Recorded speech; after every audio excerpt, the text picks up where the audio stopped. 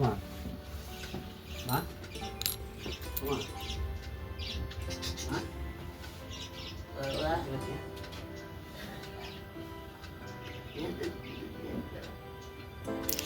ঘড়ির কাঁটা 6:45 ঘরে মহারাজা জাতি বাইরে কাজে চলে যাচ্ছে। বাইরে বলতে ওই দুর্গাপুরেই যাচ্ছে। তো আমি এই যে সব নিয়ে নিয়েছে, জামা কাপড়, কম্বল, কমফোর্টার, এটা অবশ্য এটাও নিয়ে যাচ্ছে। বাইরে সব বাসি কাজকর্ম হয়ে গেছে, ঘর বারান্দা ঝাড় দেওয়া, শুধু আমাদের ঘরটাই বাকি আছে।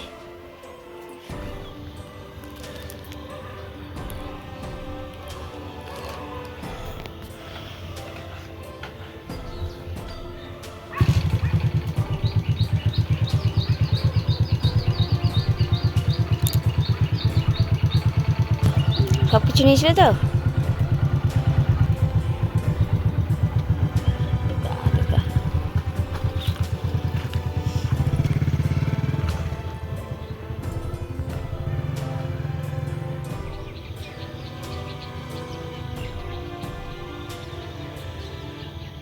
ডুগা ডুগা। গুড মর্নিং সবাইকে, আরও একটা নতুন সকালের অনেক শুভেচ্ছা আর নতুন একটা ব্লগে জানাই অনেক স্বাগত। ওই যে মহারাজা চলে গেল কাজে দুর্গাপুরে, আজকেই গেল, কালকে রাত্রিরে আসবে, মানে একটা রাত বাইরে থাকবে। সেই ভোর 5:30টায় উঠেছে, উঠে স্নান টান সেরে, তারপরে শীতকালের ব্যাপার বুঝতেই পারছো, একটু গায়ে তেল ফেল মাখার আছে। আমি উঠে বাসি কাজকর্ম করে সামনেটা জল দিয়ে ধুয়ে দিলাম, শুধু আমাদের ঘরটাই বাকি আছে, তোমাদের তো দেখালামই।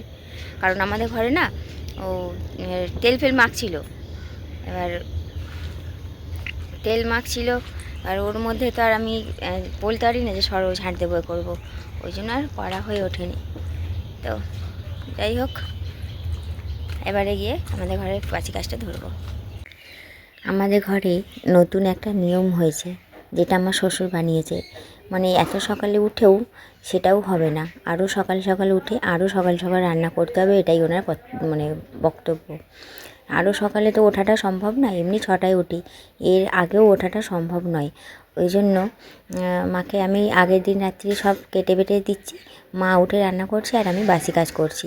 আগে হতোটা কি, আমি উঠে বাসি কাজকর্ম করে স্নান টান সেরে তারপরে মাকে ডাকতাম, তারপরে পুজো দিয়ে সবজি কেটে দিতাম, মা রান্না করতো। কিন্তু এখন ওই বাসি ঘরেই রান্না করতে হচ্ছে আর আমি এদিকে বাসি কাজটা সেরে নিচ্ছি। এই হচ্ছে ঘরের নিয়ম বদল। আর আজকের রান্না হবে ডাল আলু ভাতে, কিন্তু এই নতুন আলু আনা হয়েছে, তার কারণে এত বালি, ঘরে দাঁড়িয়ে যে ছাড়াবো তার উপায় নেই, চারিদিক বালি বালি হয়ে যাবে। ওই জন্য বাইরে নিয়ে চলে এসেছি, মাকে আলুগুলো ছাড়িয়ে দিয়ে তারপরে কলে যাব স্নান করতে।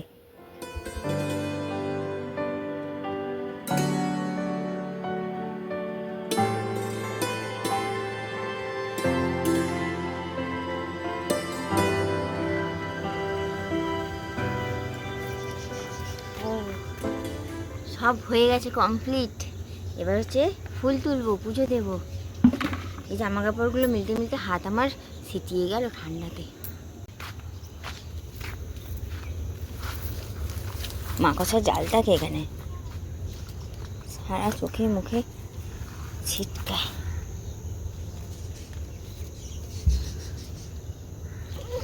ব্যাস এই দুটোই ফুল, আর নেই। এই যে 3খানা ফুল আজকে মাত্র। মায়ের রান্না কত দূর? ডাল হয়ে গেছে, মানে ফোড়ন দেবেন? আজকে এই টমেটো ডাল হবে আর এই যে আলু ভাতে মাখা, পেঁয়াজ লঙ্কা দিয়ে। ঠিক আছে, হ্যাঁ।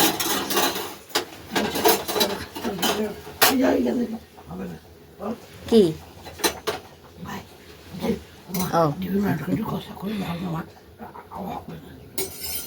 ও বলে বাবা, গুড মর্নিং। ঠান্ডায় কেমন আছো বাবা? ও বাবা, ঠান্ডায় কেমন আছো? চলো চানু চানু হবে তো।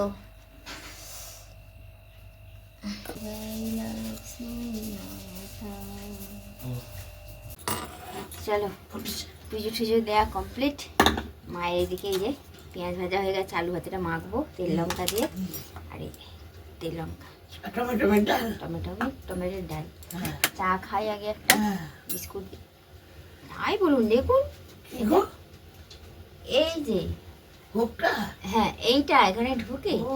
হাতের মধ্যে, আমি কি হলো সাপ নাকি, ভয় পেয়েছে এই দড়িটা, আবার এটা ঠান্ডাও লাগবে। আর ভেবেছি তোদের শুঁয়োপোকা। শুঁয়োপোকা। পোকা আগেই শুনতে হবে। আমি খুচরো দিন মা, হাতে দিয়ে হবে। আজ আমি এই খাবো।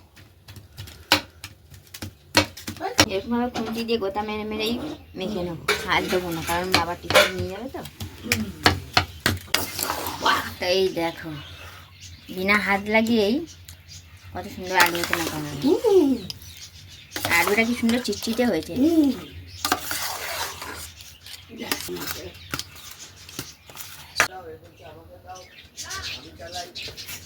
রুটি করতে শুরু করে দিয়েছি, আর গতকাল রাত্রি একটা দারুণ জিনিস বার করেছি, মানে আমার খুব পছন্দের একটা জিনিস, যেটা আমি বিয়েতে পেয়েছিলাম রুটি রাখার জন্য।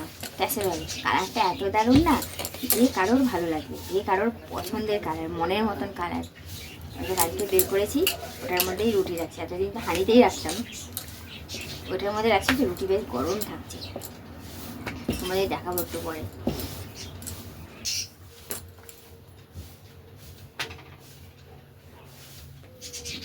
এই দেখো ক্যাসেরোলটা কেমন লাগছে বলো, কালারটা।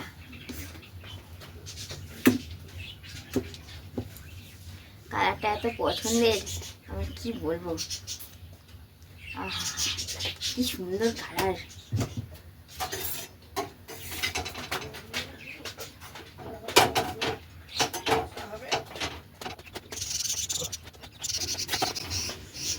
মনে হয় আমার কলিজাটা দিয়ে দিলাম। জিনিসটা কালারটার জন্য আমার না মায়া, যদি নষ্ট হয়ে যায়, যদি এরকম না থাকে, যদি কালার ফেড হয়ে যায়, যদি অন্যরকম হয়ে যায়, মনে হচ্ছে কলিজা বার করে দিয়ে দিয়েছি। এই দেখো এরকমভাবে রেখেছি, মানে ওপর দিয়ে একটা সুতির কাপড় রেখে দিয়ে এরকম ঢাকা দিয়েছি। রুটির মধ্যে ঘেমে জলটাও পড়বে না, আর গরমও থাকবে। ব্যাস, এবার এটাকে লক করে দিই। ব্যাস হলো। কালারটা কি দারুণ গো বন্ধুরা, আমার না মনে হয় যেন আমি একে সারা জীবন তুলে রেখে দিই আর একবার বার করে দেখবো।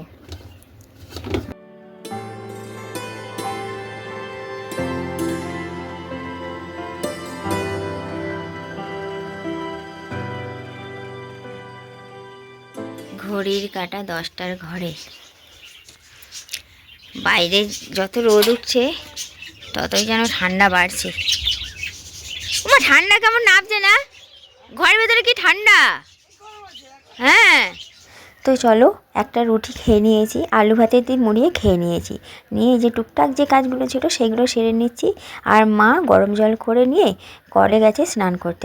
আসলে অত সকালে তো স্নান করা যায় না, ওই জন্য এই যে এখন গেছে স্নান করতে, এসে তারপরে মা টিফিন খেয়ে নেবে। ওই যে মায়েরও খাওয়া হয়ে গেল, মাকেও একটা রুটি দিয়েছিলাম, কালকে লাউ আর চিংড়ি মাছের তরকারি ছিল, ভালো লাগলো। মা এই মাত্র চান করে খেয়ে নিয়েছে। ব্যাস, ঘরে কি ঠান্ডা, কোন করছি আর জানলাও খুলতে পারছি না, এত ঠান্ডা হাওয়া আসছে। ঘরের বাইরে ঠিক আছে। ঘড়ির কাঁটা 12টা 15 ঘরে। আজকে না একটু খিদে পেয়ে গেছে রাতে, আমার খেতে ইচ্ছা করছে।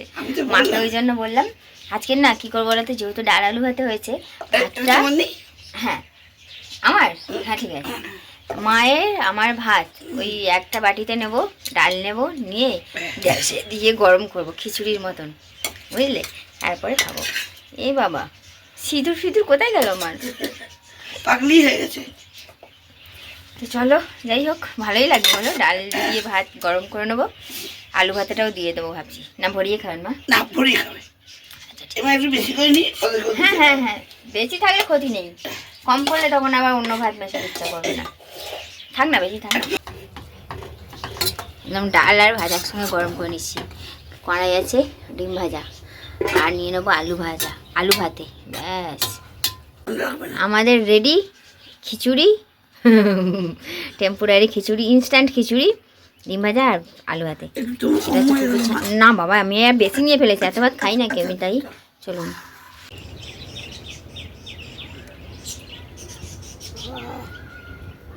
সেই স্বাদ। কেমন লাগছে? তুমি বলো, হেভি। মার বুদ্ধি।